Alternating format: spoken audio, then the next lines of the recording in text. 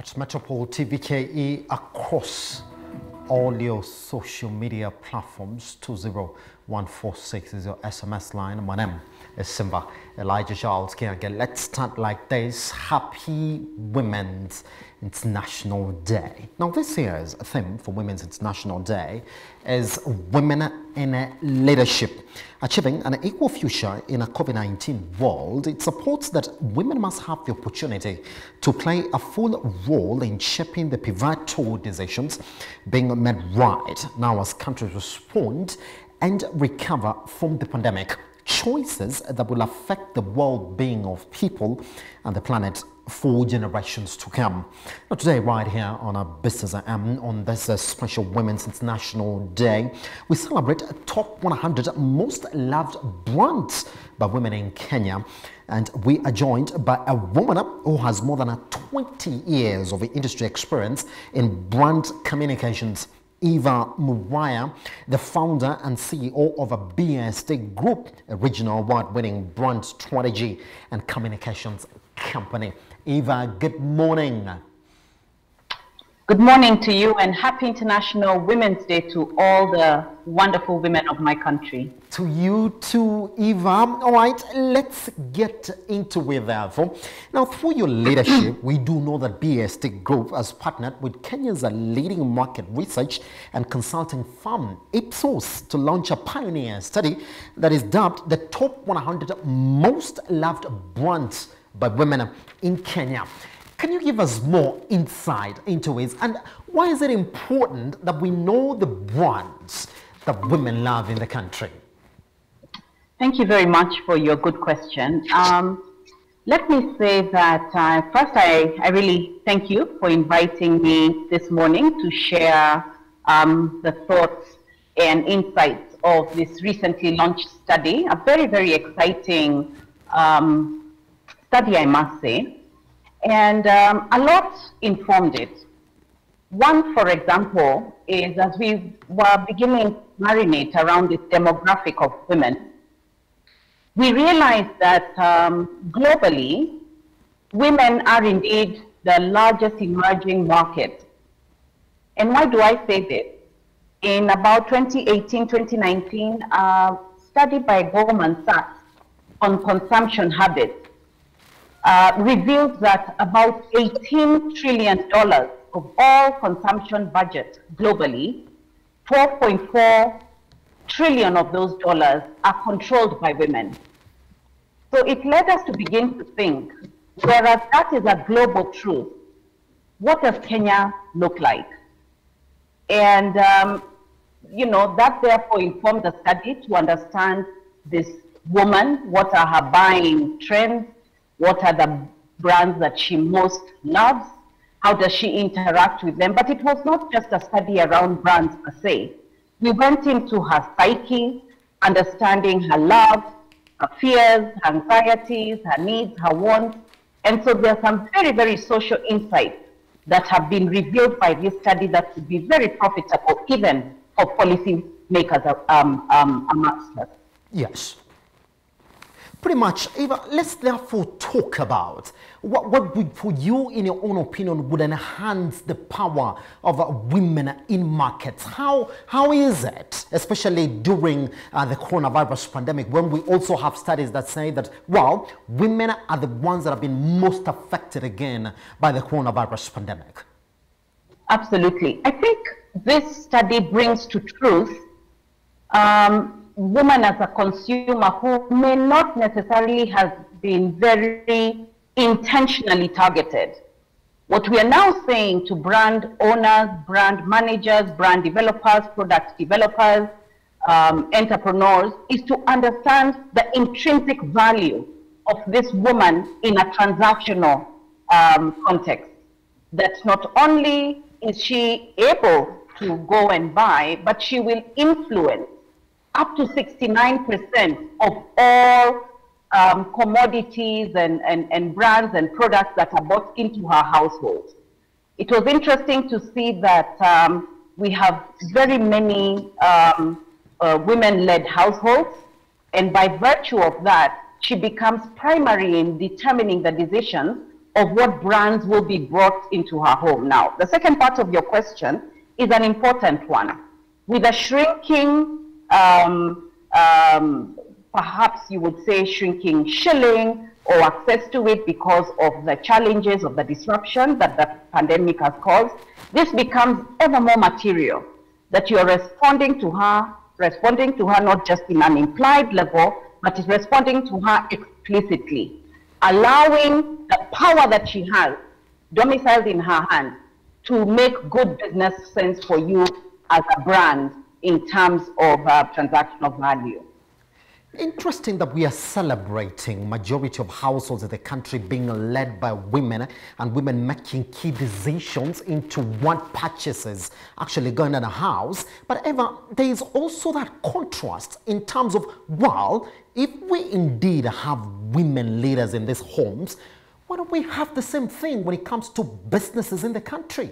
Where does the brain start beating us in that chain? I think the conversation has been going on for a long time. Yes.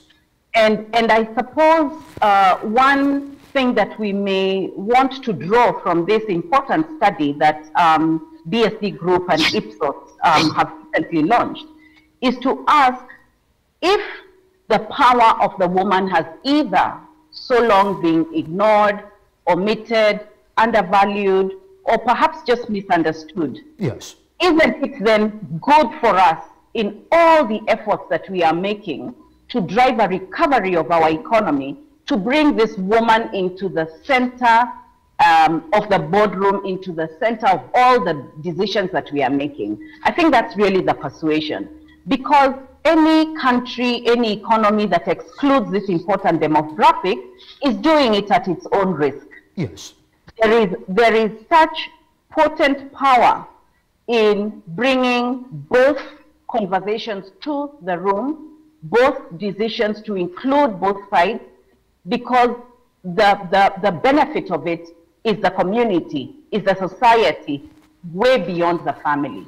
So I think the purpose of this study really is multi-pronged. Not only is it informative to businesses and enterprises in the regard that was launched, but it also has some very interesting social issues for us to deal with. Maybe you'll allow me to highlight just a couple of things that came across during the study. Yes. Like, who is this woman? For example, this study reveals out of a sample of 1,021 Kenyan women interviewed, or who are our respondents, spread across the country, because we used the legacy provinces, the 8 provinces, but had respondents from each and every single county of Kenya. We spoke with women aged 18 to about 75 years of age, which shows you the absolute spread. We came out with understanding that first and foremost, she's a well-educated woman. 53% are educated up to an O-level or high school education. We also found out that she is earning, 58 are employed, either they run their own businesses or have some level of income. At least 80% of these women have an income. What was also amazing is to establish that 63% of this sample belong to the middle class. Yes. Now that should say something to us as brand managers and brand leaders. She plays a pivotal role, like I have said, in choosing brands for her family and her household, up to 69%. But a very interesting insight was that one of the things that drives her determination of whether she will love the brand, relate with the brand, work with the brand, is affordability and simplicity. So these are things that would then provide insight in why then don't we become a lot more intentional, the women in the business decisions we are making. Why don't we then create products and brands that are specific to her if we haven't otherwise been presenting to her? Does she have social issues? Yes. Yes. There are some concerns, and maybe I can highlight that 41% of the women we interviewed said that one of their biggest setbacks is domestic abuse. That's not a good number to be looking at, 41% of them. And I may want to add for our listeners that in that sample, based on the weighting of our census, we're saying that it's 13 or so million Kenyan women who have spoken through this study, which is a large number of women for us to pay some attention to.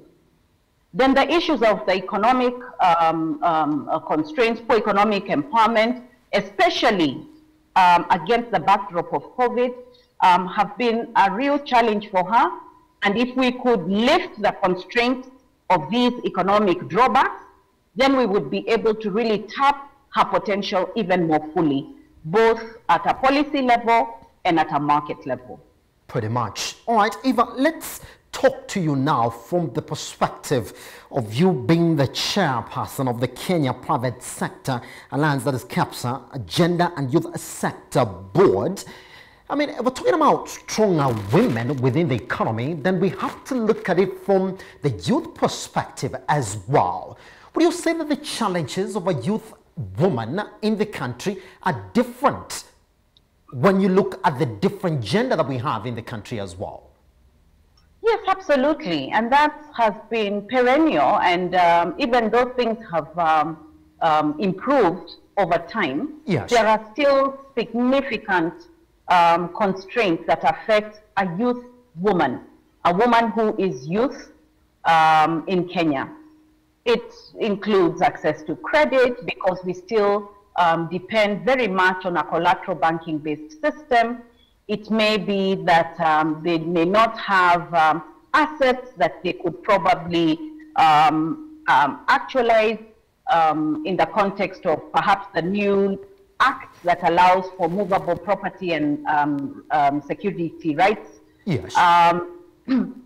Issues of access to justice, the reality of time poverty, because you know, they are, like we have seen in the study, still the ones at a very high level leading households. Yes. Perhaps early marriages may make them not have the benefit of accessing technical skills that may capacitate them to realize their entrepreneurial opportunity. But having said that, KEPSA has not been blind to these challenges.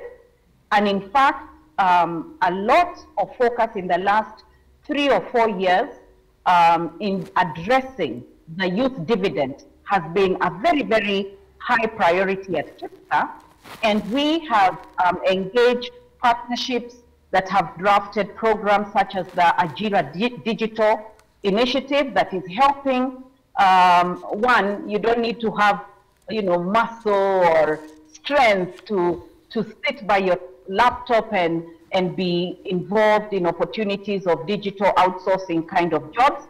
Ajira is a great program, and already hundreds of Kenyan youth have been engaged in that. We are training them. There's a lot of training, a lot of mentorship and coaching, courtesy of partnerships with people like MasterCard Foundation.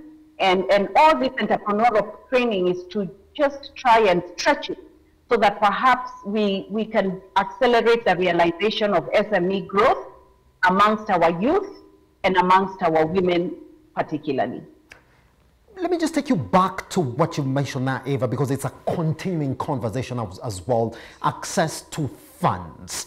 I mean, are we moving closer to unlocking this challenge? Because if you look at what is being preached by the government, is that there's so much funds going on in the economy that actually women, again, who we treat as a special group in the economy, can access. What is the block to getting these funds by women? I cannot quite say definitively what blocks it.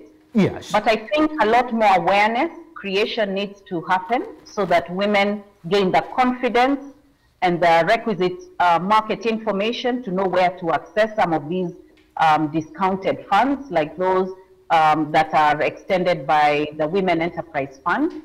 But I think a lot of mentorship and coaching around confidence building, so that especially the younger women can gain the courage to go and express their interests to lenders, secure the lending, and understand how to employ it to benefit their different micro or small or medium level type of businesses.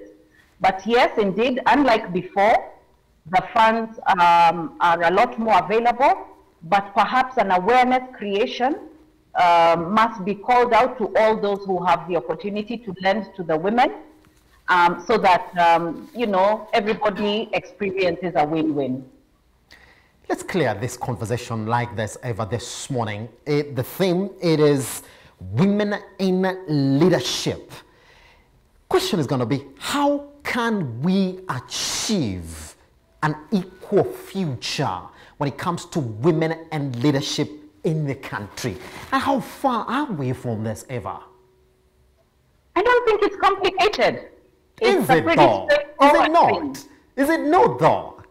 It isn't, because all we need to do is get every single boardroom in this country, any place, whether it is at the county, whether it is at the national level, whether it is in a local school, a local church, to ask where are the women voices on the table. Yes. So it's a reprogramming of mindsets, a re-engineering.